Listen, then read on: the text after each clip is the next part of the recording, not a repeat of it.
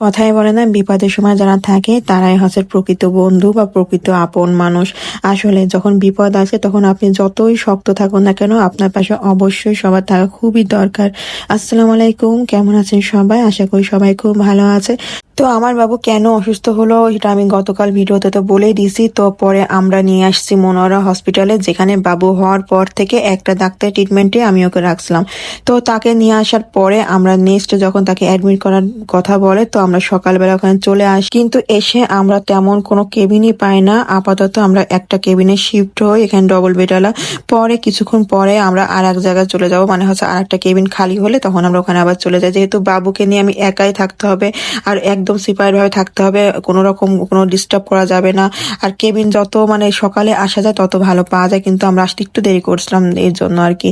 তো এই যে আমার ছেলেটার উপর থেকে আবার এই ঝড়, ও যে কতবার এই সুই ফুটালো আমার ছেলে, এই কান্না, মানে এত বেশি বার ওর সুই ফুটানো হয়ে গেছে। মানে প্রথম তো ভুললে আমাদের কারণে হলো, তারপরে আবার এখানে এসে আবার ব্লাড নেওয়া, মানে বলতে গেলে বের একটা ঝড় গেল ওর জীবন থেকে। মানে এগুলো দেখা যায় না আসলে। এইদিকে তো ওর বোন কান্নাকাটি করে ওর এসব দেখে, তারপর বাবা আসলে পরে একটু মনটা যাক ঠিক হয়, একটু খাবার খায়, তারপর একটু বাবার সাথে দুষ্টামি করে। তো এইরকম তাল বেতাল করে আর কি কোনো রকম একটা দিন কাটাবো আর কি। কেননা হসপিটালে আসলে তো আসলে কারোরই ভালো লাগে না, মনও কারোর টেকে না। তো তারপরও এটা হচ্ছে বিকেলবেলা বাবুকে ব্লাড দেওয়া শুরু করে, তো এটা শেষ হতে হতে অনেক সময় লাগবে। আর এর ভিতরে ডাক্তার বলে গেছে যে কোনো রকম ওর মুভমেন্ট খেয়াল করার জন্য, না ঘুমানোর জন্য। আসলে এইসব জায়গাতে এমনিতেও ঘুম হয় না, তার উপরে আবার মা বলে কথা, মানে ঘুম তো আসলে চলেই গেছে বলতে গেলে, একদমই না। তারপর ছেলেকে এটা ওটা জিজ্ঞেস করতেছে, কিছুই তো খাচ্ছে না, কিছুই না। মনটা শুধু ভালো করার জন্য মানে ওর বাবার কাছে বলতেছে এটা নিয়ে আসো ওটা নিয়ে আসো। মানে কি করবো, মানে কোনোভাবেই তো ছেলেকে ঠিক রাখবে, যে কান্নাকাটি মানে ওর চলতেই আছে এক কথা। যখনই নার্স আসতেছে তখনই ও মানে অস্থির, ভাবতেছে ওকে সুই ফুটাবে। তো আল্লাহ রহমতে যাই হোক, ওইখানে কথাটা ভাবলে খুব গাও শিউরে ওঠে যে ভুল জায়গায় যে আমরা একটা বিপদের সম্মুখীন হতে যাচ্ছিলাম, কিন্তু আল্লাহর রহমতে সবকিছু হয়নি। তো এই যে বাবু একটু বসলাম খাওয়ানোর জন্য, আসলে ও তো এগুলো কিছুই খায় না, কেন ভাত তো ওকে খাওয়াতেই পারতেছে না। আর ডক্টর বলেও গেছে একটু খাওয়ানোর জন্য, কিন্তু কিছুই ছেলে খায় না। আসলে মন ভালো না থাকলে আমরা বড়রাই তো খাই না, তো এবার ছোট বাচ্চা ও কিভাবে খাবে। আর এদিকে তো ওর বোনটা আসছে ওকে বিনোদন দিতে, মানে বলতে পারে একদম কমেডিয়ান হয়ে গেছে আমরা। মানে ও এখানে ওকে নিয়ে হাসাহাসি করতেছে, ওকে যেভাবে মানে ছোট মানুষ ছোট মানুষের কাছে থাকলে যেটা হয় আর কি। তো ওর জন্য অনেকটা ওর মন মানসিকতা ঠিক ছিল, মানে খেলাধুলা ভিতরে ছিল আর কি। আর যখন নার্স আসছে তখনই কান্নাকাটি শুরু করে দিচ্ছে। আসলে বিপদের সময় মানে এরকম সাপোর্ট পাওয়া কিন্তু বিশাল ব্যাপার, তাই না? তো এগুলো আসলে অনেক ভালো লাগে। আসলে আপন মানুষ আপনই হয়, মানে পর যতই দূর থেকে যাই বলুক না কেন, ওরা পরে থাকে, কখনো আপনার পাশে সারাক্ষণ থেকে আপনাকে উপকার করবে না, বা আপনার বিপদ আপদ বলেন বা ক্ষণিকের জন্য তা থাকবে, কিন্তু আপনরা আসলে সবসময় পাশে থাকে। এটাই হচ্ছে আপনের পরিচয়। তো আমরা এরকম সারা রাত জাগতে জাগতে আমরা প্রায় 1টা পর্যন্ত বাবুর ব্লাড গেছে, মানে ব্লাডটা শেষ হয়েছে রাত 1টা বাজে। তো 1টা পর্যন্ত আমার ফুল জেগে থাকা।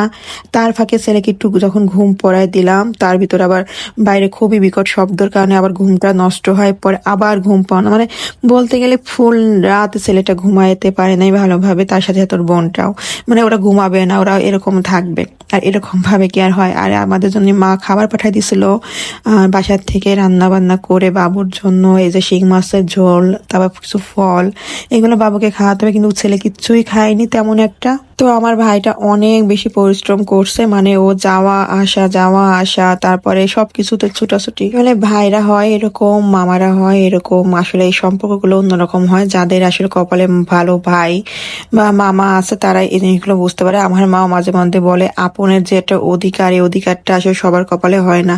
যতই ভাই বোন থাকুক না কেন, আপনের অধিকার হয় অন্যরকম। তো আমাদের এই যে নিঘুম রাত জাগা, আর হচ্ছে আমার ছেলেটাকে একটু ঘুম পড়াইছি। দেখা যাক নি ভোরে আমার ছেলে উঠে পড়লো, কারণ ডাক্তার আবার চেক আপ মানে রাউন্ড দিতে আসছিল আর কি।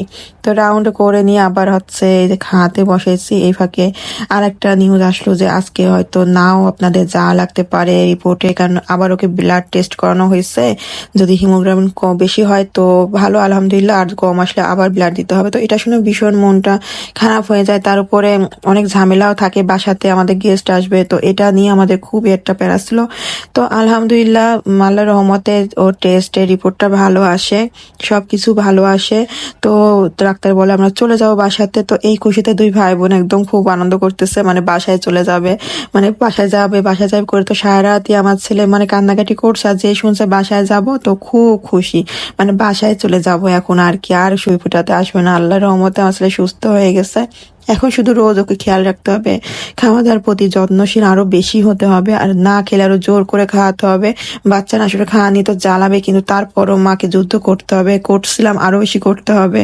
তো এই যে বসে পড়ছে দুজনে একটু কফি খাওয়ার জন্য, মানে ওই যে আর কি বসা। তো আমার এই ভিডিওটা কেমন লাগলো, সবাই অবশ্যই বাচ্চার বিষয়ে অনেক বেশি টেক কেয়ার হবেন, আর বাচ্চাদের খাওয়া দাওয়ার বিষয়ে অনেক বেশি টেক কেয়ার হবেন। তাছাড়া বড় কথা, কোথাও চিকিৎসাতে নিয়ে গেলে বাচ্চাটাকে ভালো হসপিটাল, ভালো ডাক্তারের চেক আপে নিয়ে যাবেন, কারণ এখন ভুলভালের অভাব নেই, সব অটো পাশালা হয়ে গেছে। ভালো ডাক্তারের নাম করে ভালো নাম দিয়ে হসপিটালে আসুন, অনেক ক্ষতি হয়ে যায়। তো সব ভালো থাকবেন, আল্লাহ হাফেজ।